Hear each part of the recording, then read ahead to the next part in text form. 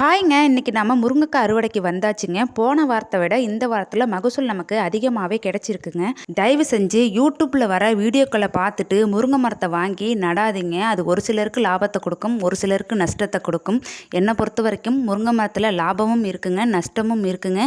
இந்த வீடியோவில் எப்படி தண்ணி கொடுக்குறோம், எந்த மாதிரி இயற்கை உரம் போடுறோம், இலைகளில் பச்சை புழு தாக்குதல் இருந்தால் அதுக்கு எந்த மருந்து கொடுக்கணும், அதை எப்படி கொடுக்கணும், காய்களில் பிசின் அடித்தா அதுக்கு எந்த மருந்து கொடுக்கணும், இந்த மரத்தின் ஒரு செடி எவ்வளவுக்கு வாங்கி நம்ம எத்தனை ஏக்கரில் நட்டிருக்கோம், எப்படி நட்டோம், எந்த மாதத்தில் நட்டோம், இன்னும் பல தகவல் வீடியோக்குள்ளே இருக்குது. கண்டிப்பாக வீடியோ பாருங்கள், உங்களுக்கு பயனுள்ளதாக இருக்கும்.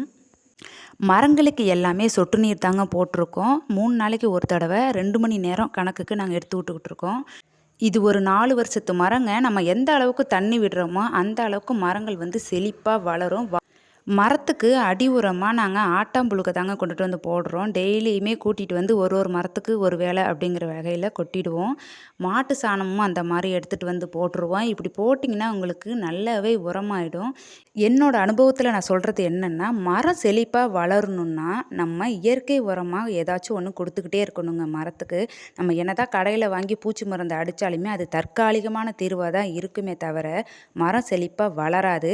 இந்த மாதிரி நம்ம அடிக்கடி உரத்தை கொடுத்துக்கிட்டே இருந்தோம்னா மரம் நல்லா செழிப்பாகவே வளரும். எந்த அளவுக்கு நம்ம மரத்தில் ஆரோக்கியமாகவும் சத்தாகவும் இருந்துச்சுன்னா அந்த அளவுக்கு பூவும் காயும் அதிகமாகவே எடுக்குங்க. எங்கள் மரத்துலலாம் பாருங்கள், பூ எந்த அளவுக்கு வந்திருக்கு பாருங்கள், காயும் எவ்வளோ பிடிச்சிருக்குது பாருங்கள். இதுக்கெல்லாம் நம்ம தொழு உரம் அதிகமாக கொடுக்கறது தாங்க காரணம். நீங்கள் கடையில் வாங்கி மருந்து அடிச்சிங்கன்னா அது ஓரளவுக்கு தாங்க காய் பிடிக்கும். இந்த இலைகளில் பச்சை புழு தாக்குதல் அதிகமாக இருந்துச்சுன்னா இந்த 1-2ங்கிற மருந்து கொடுங்க. இது கண்டிப்பாக நல்லாவே வேலை செய்யுது. இது எப்படி கொடுக்கணும்னா 1 லிட்டருக்கு 1 மில்லி அளவில் கொடுங்க. முதல்ல கொடுத்துட்டு அது சரியாகலைன்னா 10 நாளைக்கு அப்புறம் மறுபடியும் கொடுங்க. இதில் என்ன முக்கியமாக கவனிக்கணும்னா, நம்ம மருந்து அடித்தோம்னா மரத்துக்கு தண்ணி விட்டுட்டு முதல் நாள் தண்ணி விட்டுட்டு 2வது நாள் காலையிலேயே மருந்து அடிச்சு விட்ருங்க. நம்ம தண்ணி விடாமல் மருந்து அடித்தோம்னா அந்த வீரியம் எல்லாமே மரத்தில் இறங்கி ரொம்ப அஃபெக்ட் பண்ணிவிடும் நம்ம மரத்தை. பூவும் காயும் அதிகமாக இருக்கிற டைமில் மழை பெஞ்சிச்சின்னா பூ எல்லாம் கீழே உதிர ஆரம்பிச்சிரும், காய்கள் எல்லாமே பிசினி பிடிக்க ஆரம்பிச்சிரும். அப்படி பிசின் பிடிச்ச காய் 1, 2 இருந்துச்சுன்னா பிச்சு போட்டுருங்க. அதிகமாக இருந்துச்சுன்னா பஞ்சகாவியை வாங்கி ஸ்ப்ரே பண்ணி விட்டுட்டிங்கன்னா காய் அதிகமாக பிசின் பிடிக்கிறதுக்கு வாய்ப்பு கம்மி. இது எல்லாமே ஒட்டு குச்சிகளாக தாங்க வாங்கி நட்டது. ஒரு குச்சி 40 ரூபான்னு சொல்லி நாங்கள் 50 குச்சி வாங்கிட்டு வந்து 1/2 ஏக்கருக்கு நட்டிருக்கோம். நம்ம குச்சி நட்டு 6 மாதத்துக்கு அப்புறம் தாங்க காய் வர ஆரம்பிக்கும். காய் வந்து நமக்கு வருஷத்துக்கு 2 முறை காய் காய்க்குது. முருங்கை மரம் நடுறதுக்கு சரியான மாதம்னா ஜூன் ஜூலை சொல்லுவாங்க. ஏன்னா நம்ம ஜூன் ஜூலையில் நட்டோம்னா அடுத்து செப்டம்பர் அக்டோபரில் மழை காலம் தொடங்கிடும். நம்ம சின்ன குச்சிக்கெல்லாம் நடுறதுனால மழை காலத்தில் நட்டோம்னா குச்சிகள் அழுகிறதுக்கான வாய்ப்பு அதிகமாக இருக்குது. ஏன்னா மழைக்கு முன்னாடி நட்டோம்னா செடி கொஞ்சம் வளர்ந்து வந்துடும். அப்போ மழை பெஞ்சிச்சுன்னா இன்னுமே நல்லா வளர்கிறதுக்கு மழை நமக்கு ஹெல்ப் பண்ணும். தண்ணி கட்டுற வேலையுமே நமக்கு மிச்சம். அதனால் நம்ம ஜூன் ஜூலையில் நட்டுறது பெஸ்ட்டு. என்ன கேட்டிங்கன்னா, முருங்கை மரம் வளர்க்குறதுக்கு சரியான மண்ணுன்னு கேட்டிங்கன்னா, ஒன்று சரளை மண்ணாக இருக்கணும், இல்லைன்னா செம்மண்ணாக இருக்கணும். செம்மண்லையும் சரளை மண்ணுலையும் தாங்க முருங்கை மரம் நல்லாவே வளருது. களிமண்ணில் முருங்கை மரம் வளருமான்னு கேட்குறாங்க. களிமண்ணில் முருங்கை மரம் வளர்கிறதுக்கான வாய்ப்புகள் ரொம்ப கம்மி. செம்மண்ணாக இருந்துச்சுன்னா நீங்கள் சூப்பராக முருங்கை நடலாம். ஏன்னா செம்மண்ணில் நல்லாவே முருங்கை மரம் தலையுது. உங்களுக்கான வசதி இருந்துச்சுன்னா நீங்கள் சொட்டு நீர் போட்டுக்கோங்க. சொட்டு நீர் போட்டிங்கன்னா மரத்துக்கு தண்ணி விடுற வேலை மிச்சம், டைமே நமக்கு சேவ் ஆகும். நம்ம எங்கன்னா வெளியில் போகணுன்னா கூட நம்ம சொட்டு நீரில் ஒரு 2 மணி நேரம் எடுத்து விட்டுட்டு போயிட்டிங்கன்னா தண்ணி நல்லா பாஞ்சிக்கும். மற்ற நாள்லலாம் வாரத்துக்கு ஒரு டைம் தான் தண்ணி எடுத்து விட்டுக்கிட்டு இருக்கோம். அது எதனாலன்னா அப்போ எந்த காயுமே இருக்காது, மரம் வந்து காயாமல் இருக்கணும். அதனால தான் வாரத்துக்கு ஒரு டைம் ஆச்சும் எடுத்து விட்டுக்கிட்டு இருக்கிறோம். இப்போ பூ காய் அதிகமாக இருக்கிறதுனால நம்ம 3 நாளைக்கு ஒரு டைம் எடுத்து விட்டுக்கிட்டு இருக்கோம். ஏன்னா தண்ணி நம்ம அதிகமாக விட விட காய் சீக்கிரம் பெருசாகும். நமக்கு விலை அதிகமாக இருக்குது இந்த டைமில். முருங்கை மரத்தை பொறுத்த வரலையும் லாபம் நஷ்டம் 2மே இருக்குதுங்க. லாபம் நமக்கு எப்படி கிடைக்கும்னா, காய் நல்லா வரத்து அதிகமாக இருந்து விலையும் அதிகமாக இருந்துச்சுன்னா நமக்கு லாபம் கிடைக்கும். நாங்கள் 1 கிலோ 100 ரூபாய்க்கும் போட்டிருக்கோம், 1 கிலோ 5 ரூபாய்க்கும் போட்டிருக்கோம். நாங்கள் வந்து வருஷத்துக்கு இது வரைக்கும் 50,000லேருந்து 60,000 வரைக்கும் சம்பாரிச்சிருக்கோம். அதாவது 50 செடி வச்சு 1/2 ஏக்கரில் வருஷத்துக்கு 60,000 வரைக்கும் கூட சம்பாரிச்சிருக்கோம். விலை இல்லைன்னா 10,000 கூட சம்பாரிச்சிருக்கோங்க. நம்மளோட வரத்தும் விலையையும் பொறுத்து தான் நம்ம வருமானம் இருக்குது. சரியான முறையில் நம்ம மரத்தை பராமரித்தோம்னா வருஷத்துக்கு 2 முறைங்கிற கணக்கில் 10 வருஷத்துக்கு நமக்கு கேரண்டியாக காய் கொடுத்துக்கிட்டே இருக்கும். மரம் ஒரு வேளை உங்களுக்கு காஞ்சிடுச்சுன்னா அதை வெட்டிட்டு மறுபடியும் தலையை விட்டிங்கன்னா அடுத்து இன்னும் 10 வருஷத்துக்கு நமக்கு காய் கொடுத்துக்கிட்டே இருக்கும். எங்கள் இடத்தெல்லாம் பார்த்தீங்கன்னாங்க சுத்தமாக இருக்குதுன்னா நாங்கள் டிராக்டர் விட்டு நடுவில் உழுதுட்டோம். மரத்தை சுற்றிலும் நம்ம கோழி எல்லாமே பறித்து விட்டுறதுனால புல்லு அதிகமாக வர்றதில்ல. புல் அதிகமாக இருந்துச்சுன்னா செடியை வளர விடாதுங்க. இருக்கிற சத்தை பூரா அந்த புல்லே தின்னுடும். மரத்தை பெருக்க விடாது. நம்ம மரம் 4 வருஷத்துலேயே இந்த அளவுக்கு வளர்ச்சிக்கு என்ன காரணம்னாங்க, மண்ணுமே செம்மண்ணாக ஆகிடுச்சு. சொட்டு நீர் போட்டிருக்கோம். நம்ம கோழி எல்லாமே மரத்தை சுற்றி பறிச்சதுனால புல் வெட்டுற செலவுமே நமக்கு மிச்சமாயிடுச்சு.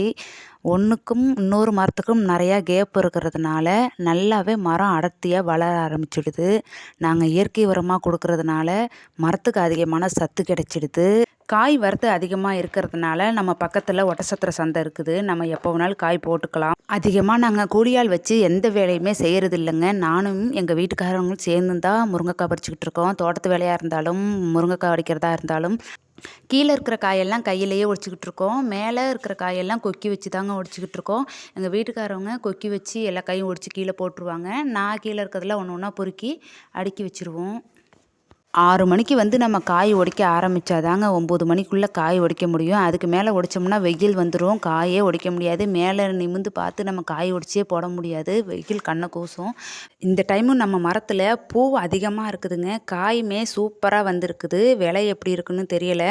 ஒவ்வொரு நாளைக்கு ஒவ்வொரு விலை சொல்கிறாங்க. போன வாரம் 40 ரூபான்னு சொன்னாங்க. இந்த வாரம் 30 ரூபான்னு சொல்கிறாங்க. இருக்க விலை ஏறுமா இறங்குமான்னு தெரியலை. அடுத்து நமக்கு மழை காலம் வந்துருச்சுன்னா இருக்கிற பூவெல்லாம் கொட்டிடும். காயெல்லாம் பிசின் பிடிக்க ஆரம்பிச்சிரும். அதெல்லாம் சமாளித்து தாங்க நம்ம ஒரு விற்பனைக்கு அந்த காயை கொண்டுட்டு வந்துக்கிட்டு இருக்கோம். முருங்கை விவசாயத்தில்ங்க இந்த கரும்பு முருங்கைக்கு நல்ல விலை அதிகமாக இருக்குது. காய் நீளமாக இருக்கிறதுனாலையும் பச்சையாக இருக்குது பாருங்கள். அதனால் விலை அதிகம். பார்த்திங்கன்னா தெரியும் இன்றைக்கி ஆனால் இவ்வளோ காய் நமக்கு கிடச்சிருக்கு. போன வாரத்தை விட இந்த வாரம் நமக்கு அதிகமாகவே கிடச்சிருக்குது. மீதி எல்லாமே பிஞ்சாக இருக்குது. இன்னும் ஒரு 2-3 அறுவடைக்கு நமக்கு கண்டிப்பாக வரும். மழை காலத்துக்குள்ளே எல்லாமே பறிச்சிடலாம் அப்படின்னு நினைக்கிறேன். நம்ம இன்றைக்கி எல்லாமே பறித்து மூட்டை போட்டுக்கிட்டு இருக்கோம். பாருங்கள் நம்ம குட்டி பையனும் வந்தாச்சு, வந்து மூட்டை போட்டுக்கிட்டு இருக்காரு நம்ம கூட சேர்ந்து. இவ்வளோ நேரம் இவனை எங்கள் அத்தை தான் வச்சுருந்தாங்க. அதனால தான் நாங்கள் எல்லா காயுமே பறிக்க முடிஞ்சது. ஒரு வழியாக இன்றைக்கி 2 மூட்டைக்கு நமக்கு காய் கிடச்சிச்சுங்க. ஒட்டச்சத்திர சந்தையில் 40 ரூபான்னு வாங்குறாங்களாமா. அதனால் நம்ம இங்கே லோக்கலில் கொடுக்கறதுனால 30 ரூபா கிடைக்கும். 2 மூட்டை காய் நமக்கு வந்திருக்கு. காய் எல்லாமே நல்லா பேக்கிங் பண்ணி வச்சாச்சுங்க. இது வந்து 50 கிலோ சாக்கு. 50 கிலோ சாக்கில் இன்றைக்கி நமக்கு 2 சாக்குக்கு காய் கிடச்சிருக்குது. காய் எல்லாமே ரொம்ப ஃப்ரெஷ்ஷாக இருக்குங்க. நீங்கள் பார்த்தீங்கன்னா உங்களுக்கே தெரியும் எவ்வளோ ஃப்ரெஷ்ஷாக இருக்குது பாருங்கள். இதிலேருந்து ஒரு 4 காய் எடுத்து சாம்பாரில் போட்டோம்னா அவ்வளோ டேஸ்ட்டாக இருக்கும். நாங்கள் இந்த ஒட்டுக்கன்று ஒரு பண்ணையில் தாங்க வாங்கிட்டு வந்தோம். அந்த பண்ணையோட அட்ரஸை நம்ம ஃபஸ்ட்டு கமெண்ட்டில் கொடுக்குறேன். நீங்கள் பார்த்து செக் பண்ணிக்கோங்க. அங்கே வாங்கின எந்த செடியுமே வேஸ்ட்டாகவே ஆகலைங்க. நல்லாவே தளைஞ்சிடுச்சு. அது மட்டும் இல்லாமல் காயுமே பாருங்கள் நல்ல நீளமான காய்களாக வருது. நீங்கள் கேட்டு வாங்கும்போது இந்த மாதிரி நீல காயாக வரா மாதிரி ஒட்டுக்கன்று கொடுங்க அப்படின்னு கேட்டு வாங்கினீங்கன்னா அதுக்கு தகுந்த மாதிரி அவங்க செடி கொடுப்பாங்க. நீங்கள் முருங்கைக்கன்று வாங்குறதுக்கு முன்னாடி நம்ம மண் எப்படி இருக்குது, தண்ணி எப்படி இருக்குது, நம்ம இடத்தோட சூழல் எப்படி இருக்குது அப்படி எல்லாமே தெரிஞ்சு ஒரு செடி வாங்குங்க. வாங்கினதுக்கு அப்புறம் நமக்கு சரியாக வரலைன்னா அது நஷ்டமாகிடும். மச்சான் சந்தைக்கு போகிறதுக்காக ரெடி ஆகிட்டாங்க. இப்போ நாங்கள் 2 மூட்டையுமே நம்ம வண்டியில் தாங்க வச்சு கொண்டுட்டு போய்கிட்டு இருக்காங்க. ஒரு அரை மணி நேரம் ட்ராவல் தான் சந்தைக்கு போகிறதுக்கு. அதனால் வண்டியிலே வச்சு கொண்டுட்டு போய்கிட்டு இருக்காங்க. இந்த வீடியோ எவ்வளோ தாங்க. இந்த வீடியோவில் வர்றது என்னோட சொந்த அனுபவத்தில் தான் நான் சொன்னேன். உங்களுக்கு யூஸ்ஃபுல்லாக இருந்துச்சுன்னா ஒரு லைக் பண்ணுங்கள். உங்கள் ஃப்ரெண்ட்ஸுக்கெல்லாம் ஷேர் பண்ணுங்கள். யாருக்காச்சும் ஒருத்தருக்கு உதவியாக இருக்கும். இவ்வளோ நேரம் என்னோடய வீடியோ பார்த்ததுக்கு ரொம்ப நன்றி.